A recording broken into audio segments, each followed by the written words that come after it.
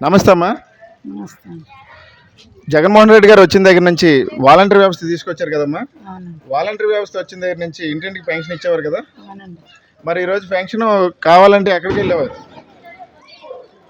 అంటే ఇంటిగా తెచ్చి ఇచ్చేవారండి, సులువుగా ఉండేది. అంత ముందు అయితే మరి అనేక చోట్ల పెట్టేవారు. వచ్చి కూర్చుండారు ఆ రామకోల్ దగ్గరికి, అక్కడికి వెళ్ళడం రావడం సాయంత్రం దాకా అయిపోయేది. ఇలాగ చాలా యత్న పడేవాళ్ళం.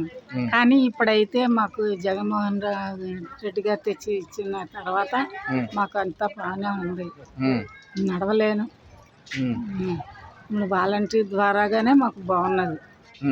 మరి ఈరోజు పెన్షన్ తీసుకున్నారమ్మా మీరు? తీసుకోలేదండి, వెళ్ళలేక ఊరుకున్నాను. బ్యాంకుల చుట్టూ తిరగలేక ఊరుకున్నారు. మరి మీకు తెలుసమ్మా, చంద్రబాబు నాయుడు గారు మరి వాలంటీర్ వ్యవస్థని పిటిషన్లు వేసి ఆపేయడం జరిగింది. మరి పిటిషన్లు వేసి ఆపేయడం వల్ల మీరు ఈరోజు పెన్షన్ తీసుకోవడానికి చాలా ఇబ్బందులు పడుతున్నారు. మరి మళ్ళా మీరు ఈ ఇబ్బందులు పడకూడదు అనుకుంటే మళ్ళీ మీరు ఎవరు కావాలమ్మా? జగన్మోహన్ రెడ్డి గారే కావాలండి.